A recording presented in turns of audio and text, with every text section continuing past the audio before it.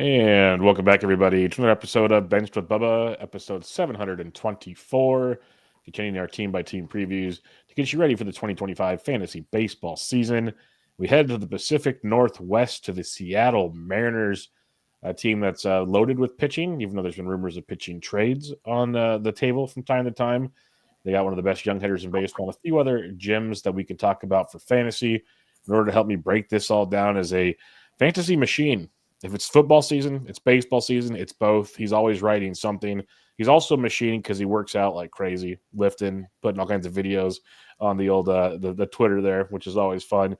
You can find him at Rotoballer, Baseball HQ, RotoViz.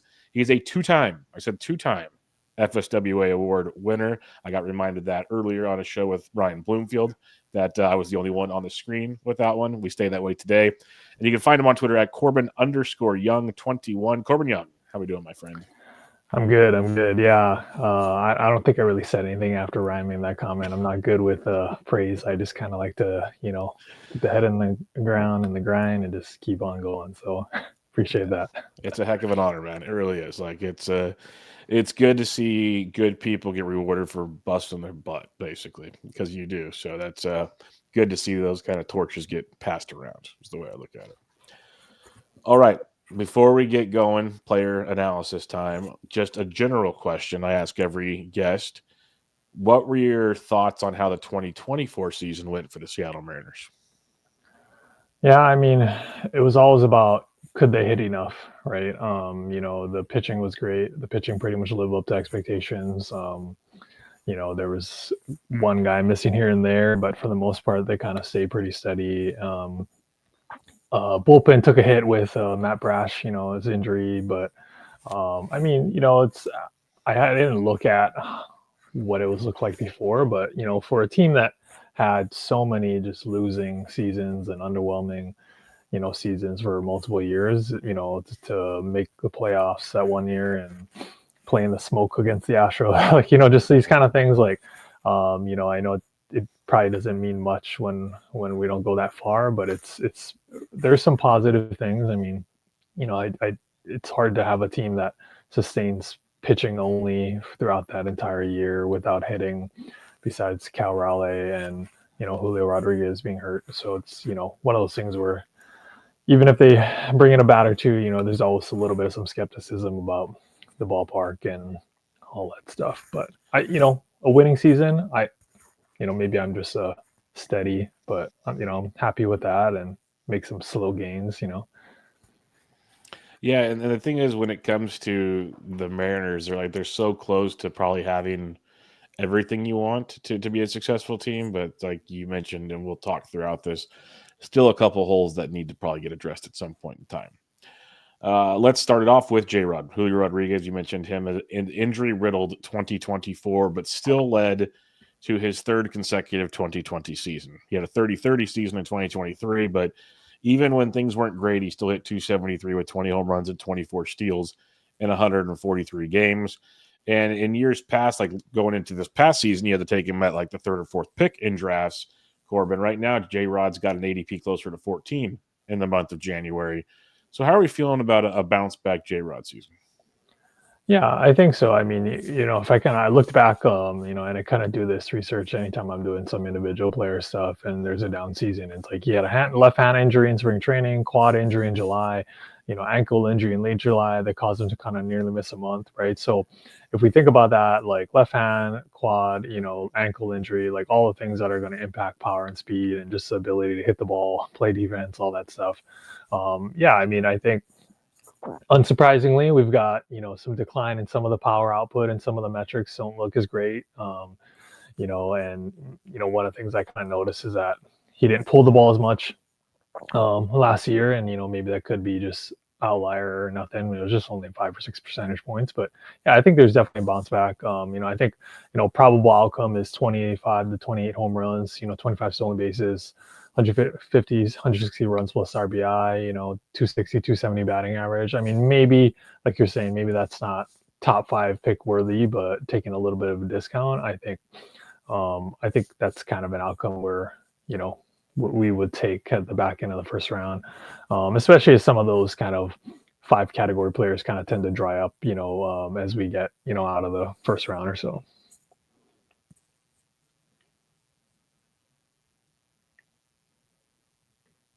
Yes, I definitely took him at pick 11 in my recent draft. And you mentioned the injuries. I think I obviously got a major factor, and even with the injuries, put together a very solid season. So I will definitely get back in on the J Rod train.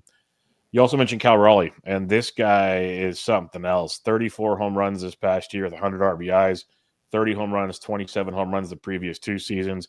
Hit 220. That's always the bugaboo with Cal Raleigh is the batting average. Can he, not crush us in batting average because the power is ridiculous at the catcher's position. And right now he's got an ADP of 85, 86. You have to really go after him if you want that pop from the catcher spot. How are we feeling on a guy like Cal Raleigh and that profile he brings to the fantasy table? Yeah, and I think a comment I kind of made towards the end of last season was like, when a team has a catcher leading their team in home runs and RBI, that could be a good or bad thing, right? Or it makes us wonder about the rest of the lineup. Not to say there's other catchers like that, like we put other catchers like that in that category, like Salvador Perez and all those guys that in the past, but it kind of makes us wonder about the rest of the lineup. But yeah, I can't complain about the lead power. The volume's going to be there, right? Just good defense. They don't platoon him. They don't mess around with that.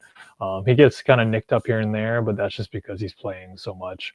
Yeah, there's always going to be a pretty brutal batting average floor, just kind of with his kind of heavy fly ball approach. It just never going to lean itself to a good batting average. Even if some of the XBA numbers kind of maybe hint at a little more. Yeah, I mean, I think the volume should be there, and it's kind of we know what to expect. As your catcher one there. I mean, and can't complain. I think, and just kind of building around that. Hopefully, you're not taking the Cal Raleigh and Shea Langoliers or something like that. Then you're really you might be bottom batting average, but yeah, I mean, I think can't complain with kind of that. Yeah, Even if you go just like the a raw, 2023, yeah, you got like a Raleigh and like a Caber Ruiz or something. Like that's yeah. a nice 1-2 punch for sure. Yeah, don't go with Cal Raleigh and then the discounted Cal Raleigh. Like you don't want both of them on the same team for sure. Victor Robles, this was quite the rejuvenation story, I guess, in 2024. Once highly touted prospect, never got it going with the Nationals, gets let go. The Mariners pick him up on a whim, basically, and he finishes with 34 steals, hit over 300, let off most of his time, at least to finish the year leading off for the Mariners. I just don't know what to do with them for this year. Like it was great to see. Can he sustain it? Million questions with him. ADP's 190. What are you seeing when you look at a guy like Victor Robles? Yeah, I was looking back because where I was like, oh, waiting on that 2019 season happening again. But it's the first season he's earned positive, like earned value since 2019, right? So that kind of just tells us that he's been just struggling. He had a career high in stolen bases, and the Mariners kind of ran a lot. He had a 48% stolen base opportunity kind of rate per baseball HQ. For context, Robles averaged a stolen base opportunity rate of 28%, right? So we've got a 20 percentage point difference there. He had one of the better contact rates last year, better kind of expected power indexes, which is the baseball HQ kind of power metric, which, can tell us that there's some, maybe average to below average power, but it's a little better than terrible, I guess, right? If that gives us any optimism, but we're not really looking at him for the power anyway. But I mean, if he can maintain some, slightly above average play discipline, get on base, I wouldn't be surprised if we see something similar to what we had last year, even if it means it's stretched out over a full season. Like I wouldn't expect him to have a stolen base, opportunity rate of nearly 50%. That seems a little a little ridiculous, but something around 30, 35%. We've seen hitters do that. I can't recall what the defense metrics are, but he was pretty good in defense, before. Right now he's more of a corner outfielder. I have this comp in my notes of like maybe we get like a Steven Kwan-esque kind of profile. Maybe lower batting average with about a 50 pick difference. Again, lower batting average. Robles is never hitting for like 300 or batting title or anything like that. But kind of that profile. So Yeah, at the discount, that could be interesting because, yeah, if Robles could ever tap into that 10 to 12 home runs, like upside, that'd be tremendous. Obviously, the ballpark might hamper those things, but if he offsets it with 30 plus stolen bases, we can kind of live with that, all things considered. Randy Rosarena traded to the Mariners midseason from Tampa Bay. Really rough season for Randy. Hit 219 compared to his usual 250, 260, whatever. But fourth straight season going 2020, even with the bad batting average, continued to hit for power, hit for speed. It did decline quite a bit once he went to Seattle. That was a big decline. But when you're digging in on Randy Rosarena, we have an ADP of 135 right now. Are we willing to buy back in on this talent that is a 2020 machine, or are there some serious concerns from what you saw when you joined the Mariners? yeah, he definitely bounced back with the Mariners, but that's not really saying much. And a lot of times when we look at like kind of better outcomes or better results, I think we have to kind of just see if the skills kind of align. The skills were pretty much the same kind of in the first half, second half. So, that kind of tells us it was kind of just some regression with some of the luck factors. Um, I think the concern might be that his expected batting average was always below his actual batting average, kind of through those peak seasons in 2021 to 2023. So, I think, and it's mostly because he struggles to make contact, but he's got some decent power metrics, right, or kind of average-ish.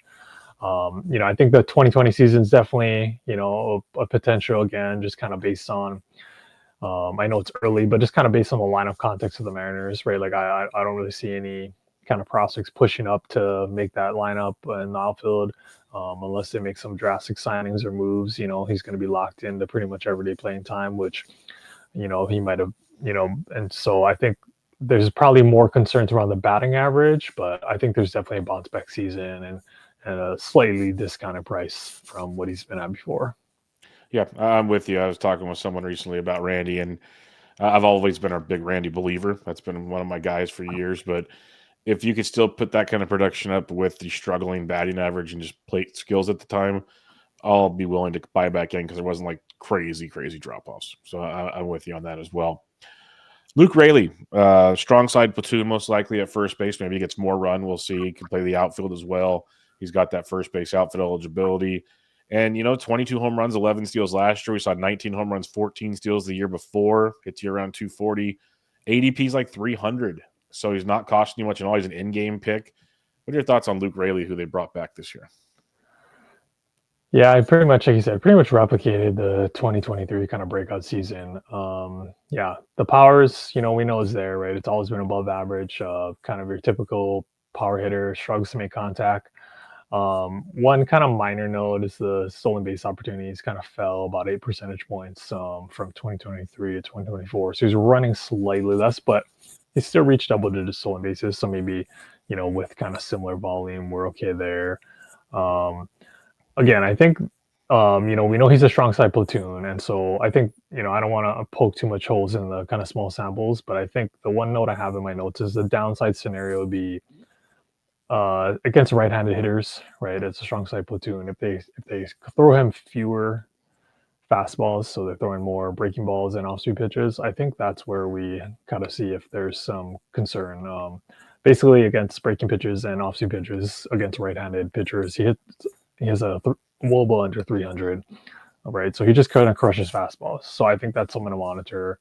Most times it might not fluctuate that much, but that'd be something to kind of keep tabs on. But again, like you're saying, price wise, 300. There's a lot of platoon bats in that range of the draft anyway. So if you're looking for some power in that section, you just have to keep tabs on kind of the weekly lineup and see who they're facing and stuff like that. That's some good catches on the stolen base situation and the off speed pitches. That's stuff that I haven't heard talk about much. So that's very, very interesting stuff there. It makes sense why, besides the handedness, you might be in a platoon.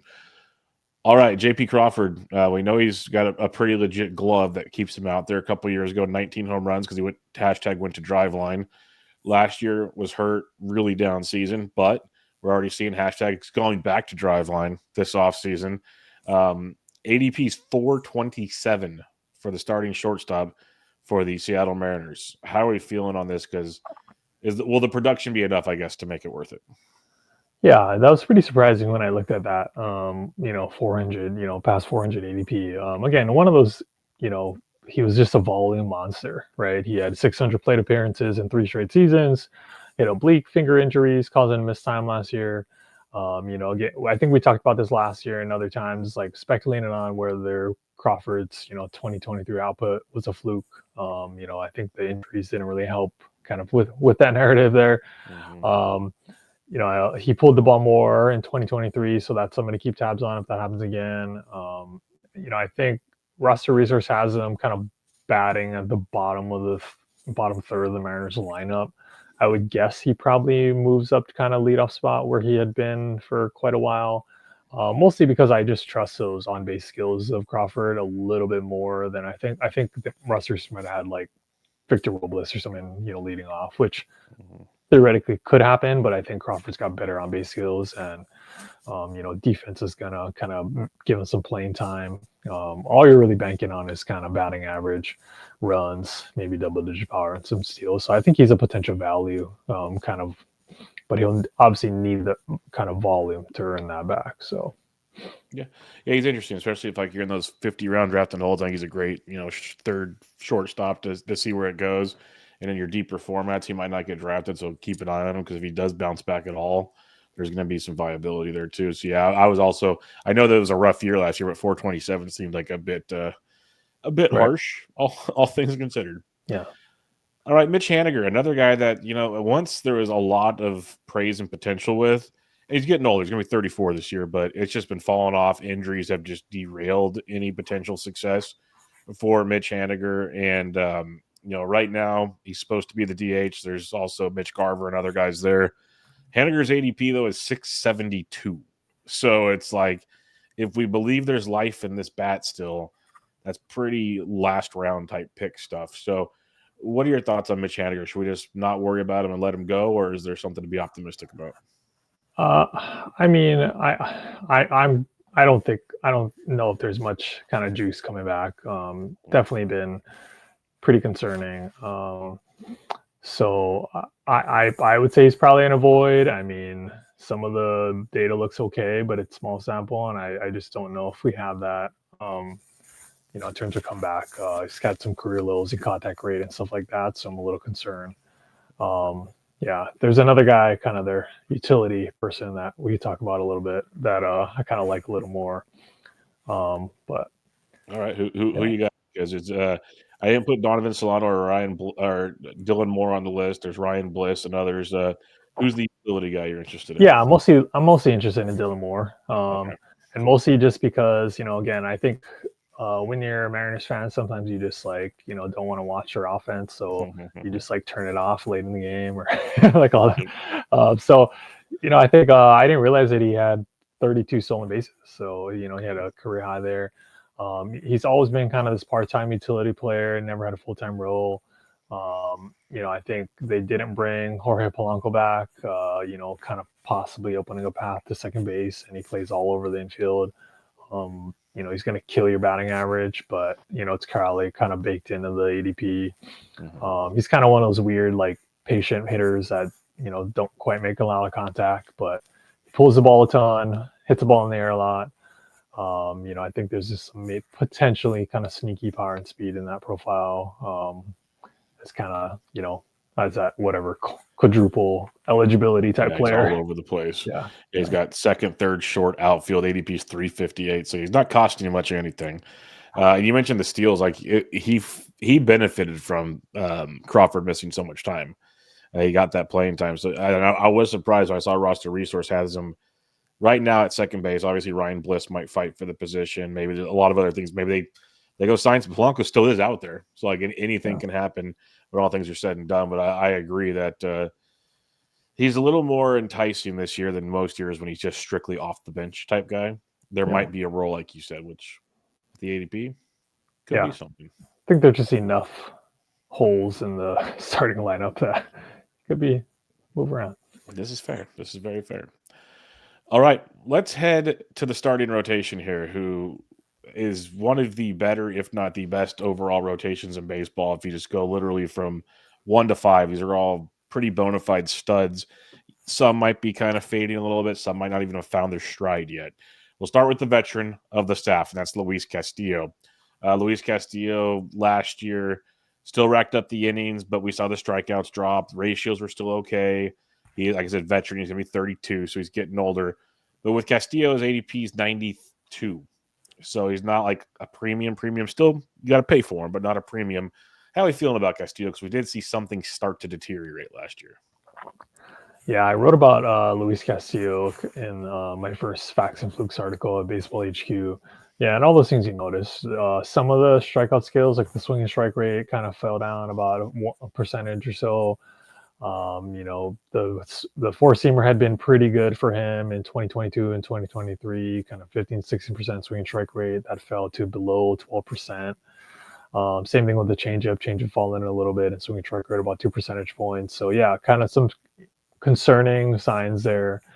I think the kind of biggest concern would be kind of what his attack is against kind of left-handed hitters. So just kind of keeping tabs on that. I think there's some decline in pretty much all the pitches in 2024 against lefties. So that's something. Again, I don't think that's like actionable, but just kind of something I noticed.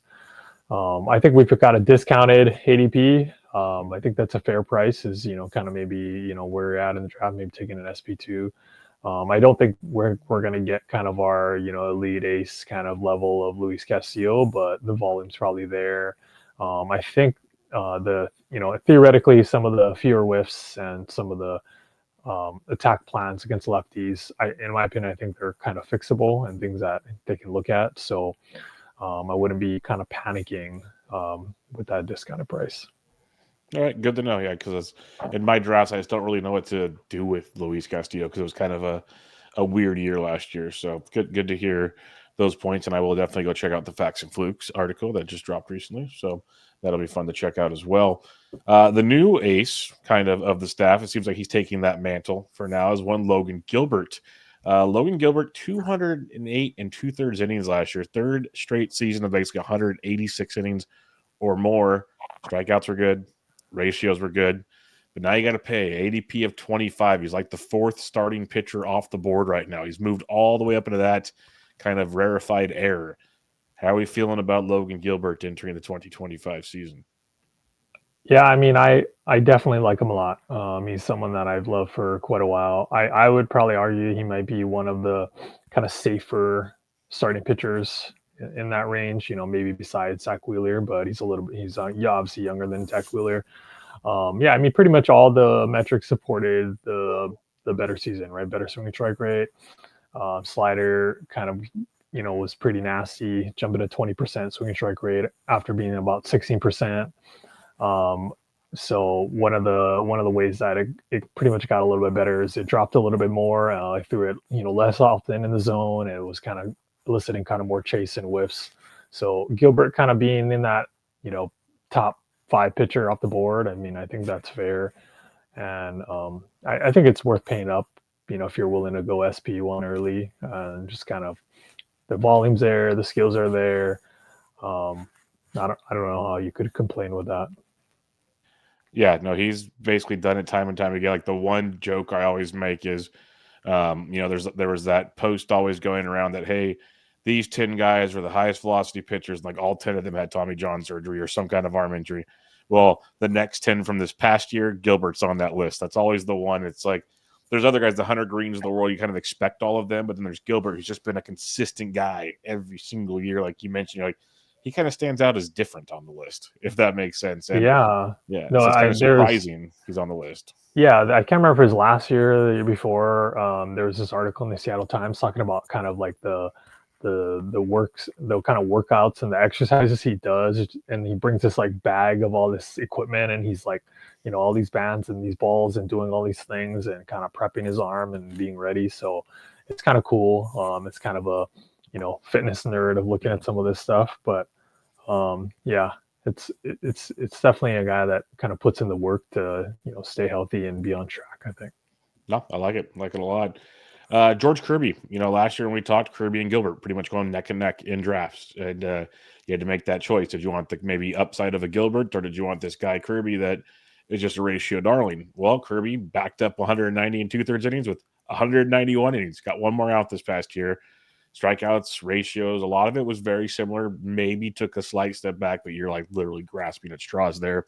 And when you look at Kirby, though, compared to Gilbert having that 25 ADP, Kirby's is more like 44.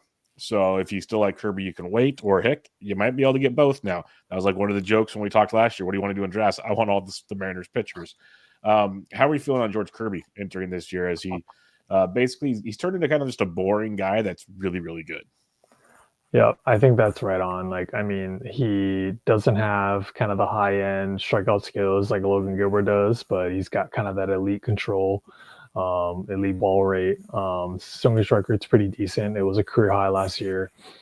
He's just one of those like command pitchers. I think there's one of those games where he just threw tons and tons of fastballs. Like he just, the pitches don't have like his four seamer. An example would be his four seamer doesn't have a ton of kind of induced vertical break, but he just commands that heater kind of up in the zone. I think again the kind of interesting notes would be that against lefties, started using kind of the four seamer less often, and the slider's been real good, just kind of elite levels of downward movement.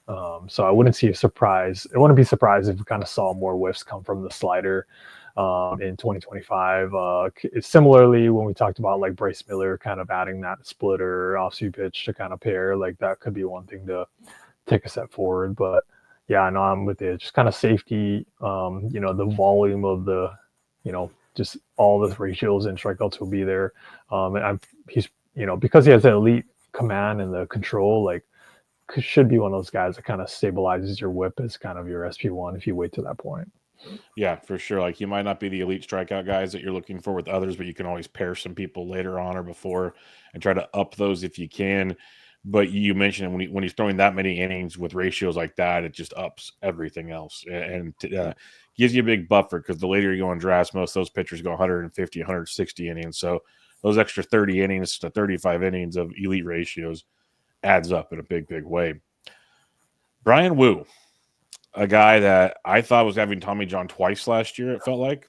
Never did. Kept going through 22 starts, 121 innings, great ratios. Strikeouts are less than be desired, but I still don't know how healthy his arm is. Like he keeps pitching, so I should think it's healthy, but he scared us at least twice, if not more, last year, Corbin. ADP is 136. Are you willing to pay the price for that with those concerns from last year? Yeah, started the season on the injury list with a forearm inflammation, had elbow and forearm injuries, throughout the year, like you're saying. And, a couple times we were like, it's going to be season ending, he'll be out. He kept coming back. So I'll go with the caveat that let's say he is healthy. I think he's going to be one of these pitchers that are going to outperform their xERA. He's just going to be one of those guys that are, the outcomes are a little bit better than some of the metrics say. And it's kind of similar to George Kirby, where the control rate is just elite, like under the ball rate under 30%. Swing strike is okay. I like the arsenal. I think the concerns last year were, could he have an attack against left-handed hitters kind of thing. And he was okay. It wasn't mostly just kind of forcing him to improve kind of thing. But I think he's a guy that if healthy, he'll be okay. But I think he'd be just kind of based on the health alone. I'd probably kind of put him more on the fade list because I'd be worried that, if it's not, before the season starts, I don't think the elbow forearm issue just kind of disappear, like you're saying. So I'd be careful, with an additional jump in workload. Yeah, that's where I'm at. Like when I heard the rumor that it was like Tristan Casas for Brian Wu, and the Mariners said no. I was like, why? Like I would like they must really have confidence in that arm, and I'm terrified for it. But they hopefully they know more than we do.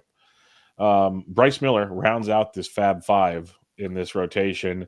180 innings last year. Remember this time last year we were talking about he's developing a splitter. Seemed to do pretty well. Great ratios, and it's earned him an ADP of 81 entering the season. What are we thinking about Bryce Miller? Yeah, Bryce Miller was definitely a target for me last year. And so again, kind of one of those guys where obviously when we're having a kind of breakout or successful season, it's maybe slightly concerning that the xERA is about a one run higher than his actual ERA. That doesn't mean obviously regression. It just means that there were some contributing factors, some luck in there. But usually there's a mixture of luck and skill with some of the successful outcomes. But yeah, the splitter was great. Kind of helped neutralize left-handed hitters. Allowing a 205 Bubba. It led his arsenal. His swinging strike rate over 15%. Tons of downward movement. Again, I think it's one of those where it's kind of been that effective offering because his four seamer has kind of those elite levels of induced vertical break. And basically, the next level again, not that all this kind of development's linear, but I think the next development will kind of see if any of the breaking pitches develop because that could unlock kind of just another level. Again, I think we're paying up for the success. I think it's probably reasonable to expect something between rookie season and year two, kind of based on what the metrics say and the outcomes. And yeah, this is another rotation, like you're saying. I think I'm going back to the wall. I would be investing in pretty much everybody at their price except maybe Brian Wu. So I'm guessing you probably have Gilbert and Kirby as number 1 and number 2 in the rotation. Do you have Miller ahead of Castillo? I in terms of like real life, I'd probably say Castillo's got the jump over Miller, just kind of based on being a veteran. But in terms of who I'm targeting, I think there's more of a kind of positive range of outcomes or kind of more upside, I guess you could say, for Bryce Miller than there might be for Castillo. But um, sometimes boring is better, and you might just land with Castillo and be okay. Sounds good.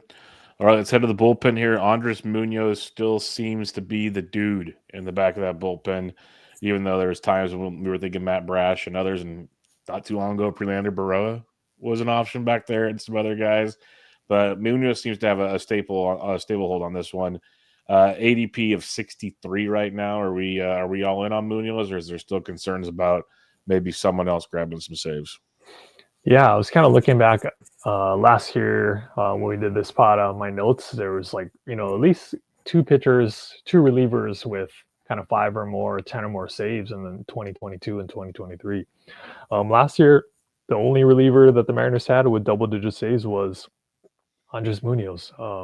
So I think it's definitely, Matt Brash is expected to maybe come back, or there's some optimistic notes about maybe late April. But again, if we delay that time frame, I mean, I don't see a ton of other relievers in their bullpen that's gonna kind of steal some save opportunities, unless something drastic happened to Munoz. So I think it's kind of one of those guys where, definitely we're gonna want a piece of that, and he's got the elite strikeout skills, all the closer stuff we want. So unless they add somebody else that kind of muddies that a little, I'm looking at their bullpen and it's got a mixture of guys that could maybe be in closer conversation in other teams, but mostly just kind of mid late inning kind of guys, in my opinion.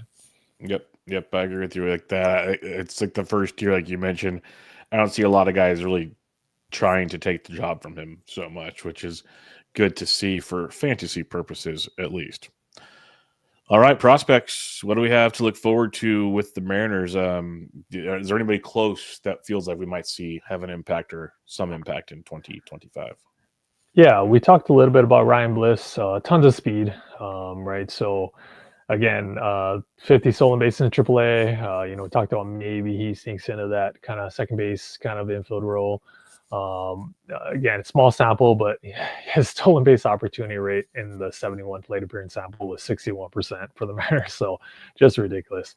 Could be kind of that cheap source of speed in maybe like draft Champions League where maybe you're just looking to eke out some plate appearances. And, maybe they bring back Jorge Polanco. But if I'm looking at Jorge Polanco, Donovan Solano, Yeah. Dylan Moore, like, I mean, Ryan Bliss has to eventually break in there at some point, I would think. Unless they're really just kind of looking at kind of platoonium there. But yeah, just kind of that cheap source of speed. Like if Dylan Moore misses time, I could see Bliss kind of earning more playing time, maybe moving around the infield, things like that. But I think he only played at second base besides DH last year, so could be kind of limited defensively, positional wise. So, Okay. Anybody else, or is that the end of the list when it comes to prospects? Since yeah, I mean, again, it's kind of deep stuff, right? Like I think the yeah, other guy to keep tabs on would be Tyler Locklear. He's got some pretty juicy kind of power metrics. I was kind of scanning through. Chris Collick's got this nice like minor league kind of batted ball data leaderboard, and I was kind of peeking through some of that. 95 mile per hour average exit velocity and fly balls and line drives. 90th percentile EV is a 107 mile per hour. That's really only like 1 or 2 miles per hour behind guys like John Kenzie Noel, Matt Wallner, James Wood, our boy Junior Caminero. yep. Again, we're kind of dreaming there. It's probably a long shot for some playing time. It's kind of a first base there, but just somebody to keep tabs on, kind of since he already kind of debuted at the major league level. Yeah, I remember writing him up in a playing time tomorrow last year, late in the year, thinking with when they got rid of Ty France, I'm like, maybe it's Locklear's time, and it just didn't come to fruition, unfortunately. I know there's another guy I've written up before is Harry Ford, but yeah, I think he's still another year away or so. It feels like from what I've read and seen there. One pitcher I want to ask you about, just because the hype train was real a couple years ago, but he's pitched to so much contact whenever he gets a chance, is Emerson Hancock. He feels like he'd be one of the first options if something were to happen to someone in the rotation. What do you, just from watching him and kind of following that path? Yeah, I think I was hoping Hancock would be kind of a little more kind of on that path that kind of George Kirby and these kind of control based pitchers went on. But unfortunately, the skills look pretty awful. Like there's just not a whole lot of control, not a whole lot of swing and miss. And from Hancock, but I mean, he's probably kind of the next man up if Brian Wu misses time. The kind of wild card pitcher that I would kind of keep tabs on would be Logan Evans. He's a 6'4", kind of well built pitcher for the Mariners. They kind of move him with the ladder pretty quickly. He was in Double-A last year in 2024 after only throwing 15 innings in complex and Single A. Get some ground balls. Control and command is going to be an issue probably, but Prospect Reports have this kind of 70 grade slider, which probably is kind of more in our reliever. He's probably not in our Prelander Burrow bucket, but he might be a little more impactful than that. But yeah, I mean, kind of the way I'm looking at it is I'd be kind of trusting the Mariners to develop their pitchers. Wouldn't be surprised if he took a step forward, especially since they kind of fast tracked him to Double-A. He's not on the 40-man roster, so Logan Evans is not on the 40-man roster, so they need to make a move, but just kind of a name to keep tabs on there. All righty. We will definitely do that. Last question I have for you. What are your expectations for 2025? It's a division that's usually run by the Astros. Rangers have a softball lineup. Angels kind of got better a little bit. A's surprise. Mariners still contend. So it's a fun division. Like, you really don't know who's going to do what sometimes. What are your expectations for 2025? Probably more of the same. I mean, they haven't made any significant moves, right? Like the team looks pretty much the same. Like I don't think losing Luis Urias, losing Donovan Solano, Justin Turner, Yimi Garcia, or sorry, adding Donovan Solano. I can't forget. He's just going to be so good this year. He's just going to That's be why I didn't even bring him up. I'm like, centerpiece, 37-year-old centerpiece, utility journeyman. I mean, he's just the glue that's going to put this team together. So I mean, unless they make some drastic moves, the lineup looks pretty much the same, right? So if we get a slight bounce back from Julio, a slight bounce back from Randy Rosarena, Cal Raleigh maybe doesn't have this massive season. Pitching stays pretty much healthy. I think we're probably looking at something similar. It's more of kind of battling for kind of the third place spot, unless kind of luck or something cool happens. I'm expecting Dylan DePoto to start making some trades and really dice it up here to have some fun and see what he can put together there. But I'm hoping J-Rod has a big year and get some of those critics to quiet down. But we'll see. But all right, man, before we head out of here, it's always a pleasure chatting with you. Remind everybody where they can find you and what you got going on, because I kind of highlighted where they can find you, but I know you got a bunch of different things you're working on. Yeah. Thanks for having me again. You can find me on Twitter X at Corbin_Young 21. Right now, pumping out some playoff wide receiver cornerback matchups if you're into that for Rotoballer. Doing some off-season baseball stuff at Rotoballer too.